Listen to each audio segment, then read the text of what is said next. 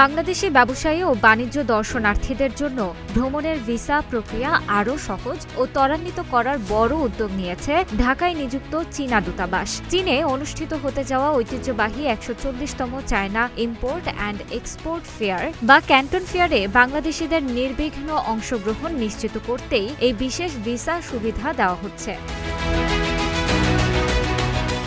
আগামী ১৫ অক্টোবর থেকে ৪ নভেম্বর পর্যন্ত চীনের গুয়াংঝুতে ৩ ধাপে সরাসরি এই প্রদর্শনী অনুষ্ঠিত হবে। মঙ্গলবার ২৮ জুলাই ঢাকা চীনা দূতাবাসের অফিসিয়াল ফেসবুক পেজে প্রকাশিত বিজ্ঞপ্তিতে বিষয়টি নিশ্চিত করা হয়।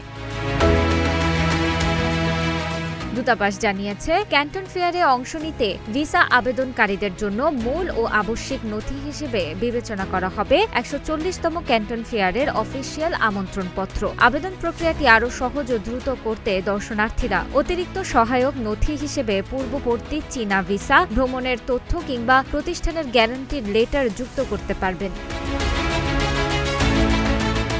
আবেদনকারীদের সতর্ক করে বিজ্ঞপ্তিতে বলা হয়, আবেদনপত্রে ভুল, অসম্পূর্ণ বা বিভ্রান্তিকর তথ্য দিলে আবেদনপত্র সরাসরি ফেরত পাঠানো হবে। জাল বা মিথ্যা তথ্য ও নথি ব্যবহার করলে বর্তমান আবেদন বাতিলের পাশাপাশি ভবিষ্যতে চীন ভ্রমণের সব সম্ভাবনা চিরতরে বন্ধ হয়ে যেতে পারে।